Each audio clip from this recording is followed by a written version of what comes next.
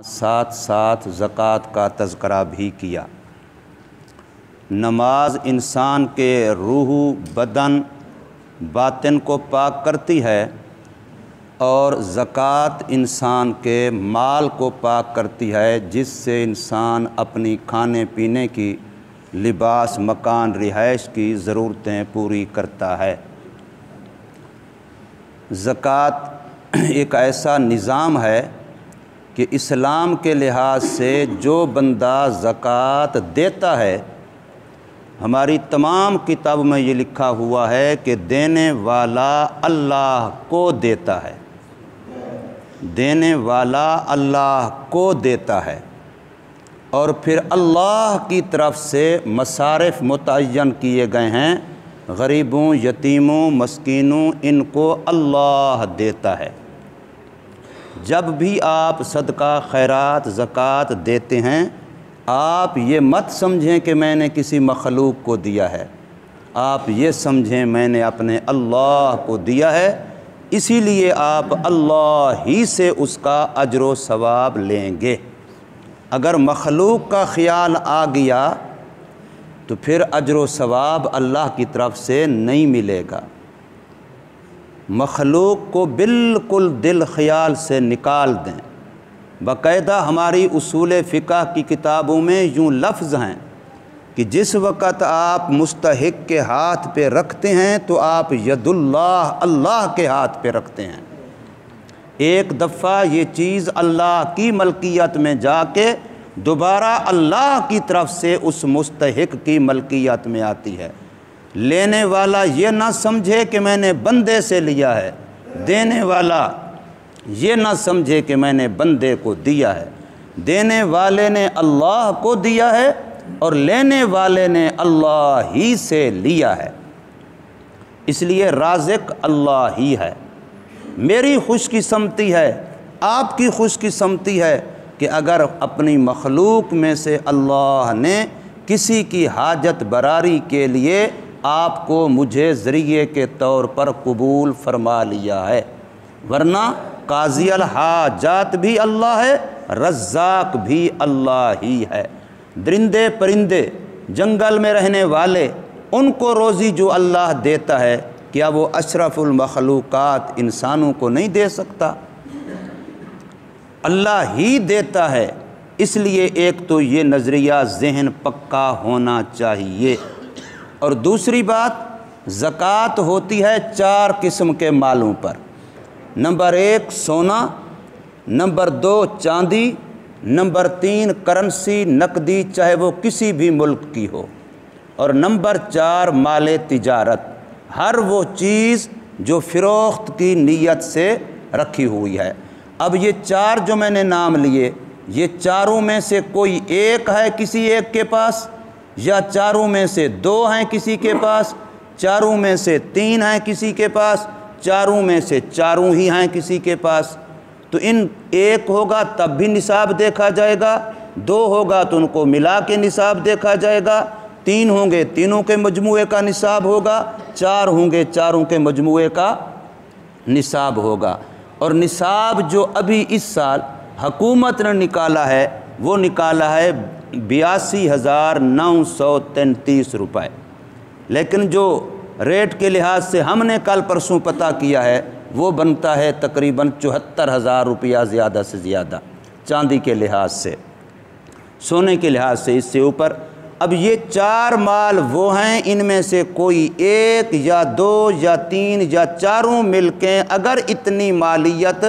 بن جاتی ہے اور اس پر سال بھی گزر چکا ہے، تو اس کی زکوٰۃ یعنی 40واں حصہ وہ آپ کا نہیں ہے، آپ کو ادا کرنا ضروری ہے۔ اگر وہ آپ اپنے پاس رکھیں گے تو یہ 2.5 روپے آپ کے باقی 100 کو حرام کر دیں گے، یہ 1000 میں سے 25 روپے باقی 1000 کو حرام کر دیں گے، یہ لاکھ میں سے 25 100 باقی پورے لاکھ کو حرام کر دے گا۔ اس لیے اس کا نکالنا آپ پر فرض ہے، اور یہ اسلام کا مستقل ایک رکن ہے۔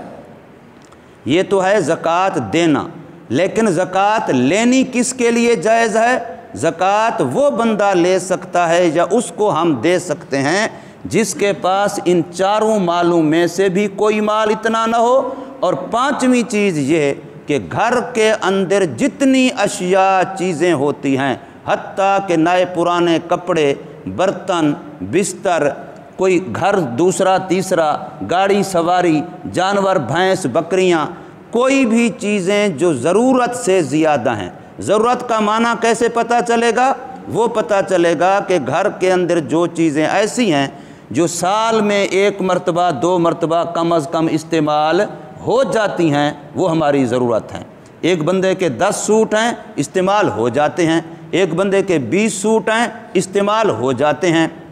برتن ہیں گھر کے اندر،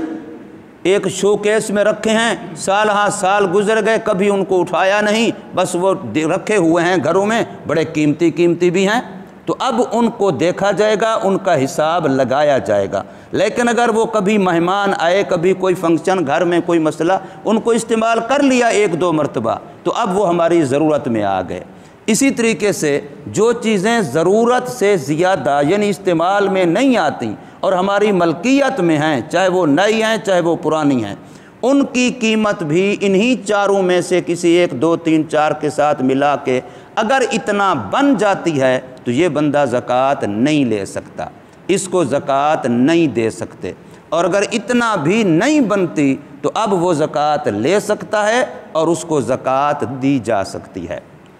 لیکن اتنا غریب یا اس سے بھی زیادہ غریب ہو، لیکن ہے وہ ہمارا والد، ہماری والدہ، ہمارا دادا، ہماری دادی، نانا نانی، تو ان کو پھر بھی نہیں دے سکتے۔ ان کی کفالت ویسے ہم پر فرض ہے،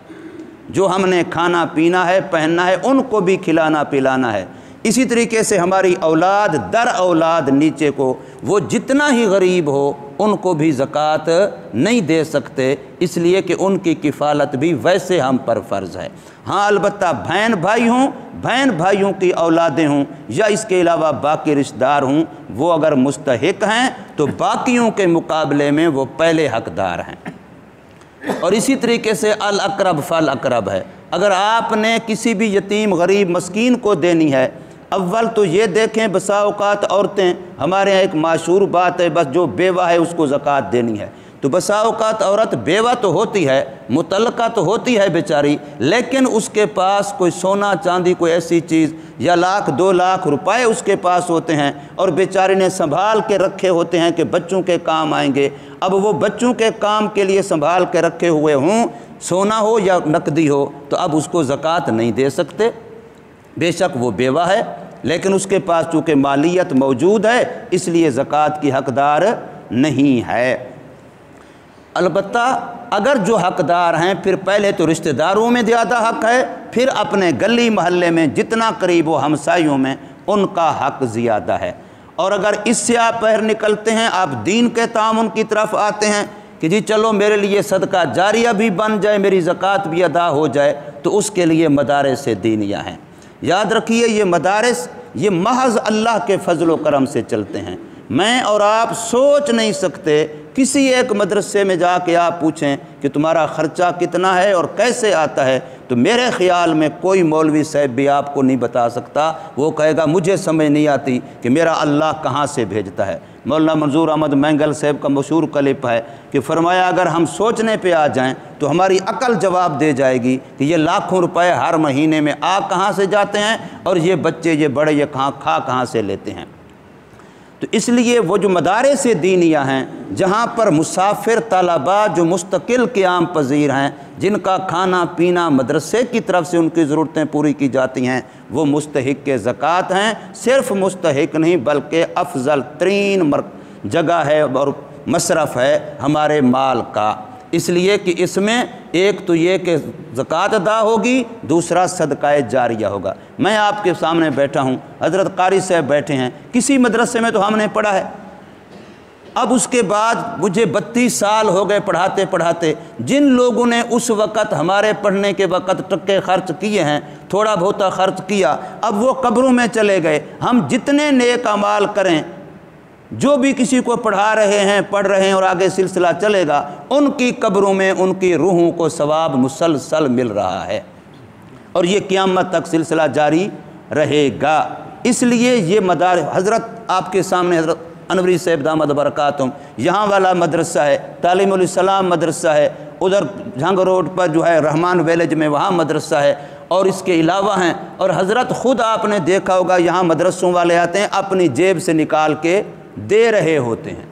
اور کسی سے میرے خیال میں حضرت نے مدرسے کے لیے کبھی چل کے جا کے نہیں کہا ہوگا کہ میرے مدرسے کو دو۔ اب کہاں سے اللہ دیتا ہے، کیسے پوری ہوتی ہے، کتنے اس کے ملازم ہیں جن کو تنخواہیں دی جاتی ہیں، جو بجلی کے بل ہیں، گیس کے بل ہیں، ہمارے سے اپنا گھر نہیں سنبھالا جاتا، ہم سارے محلے والے مل کے اس مسجد کا نظام چلاتے ہیں، اور جو کمیٹی والے اگر ان سے کوئی پوچھے تو بیچارے کتنے مشکل میں ہوتے ہیں، کتنا ہر مہینے ان کو سوچنا پڑتا ہے، یہ ہمیں نہیں پتہ، ہم تو 10 روپے دے کے 100 روپے دے کے 200 روپے دے کے بس ہم نے بڑا کمال کر دیا۔ یہ تو جو انتظامیہ ہے ان کو پتہ ہے کہ یہ کیسے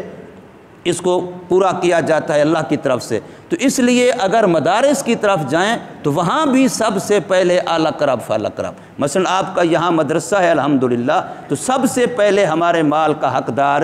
یہی ہے۔ ہاں اگر اللہ پاک نے اتنا اس مدرسے کو دے دیا ہے جو اس کے سال کی کفالت کے لیے کافی ہے، تو حضرت مولانا یوسف بن نوری رحمۃ اللہ تعالی علیہ کا یہ فرمان ہے کہ جب میرے پاس اتنا ہو جاتا ہے تو پھر میں باقاعدہ طور پہ دینے والوں کو انکار کرتا ہوں کہ اب مجھے نہ دو بلکہ دوسرے مصارف میں دو، مدارس میں دو، کہ میرے پاس اللہ نے اتنا سبب بنا دیا ہے۔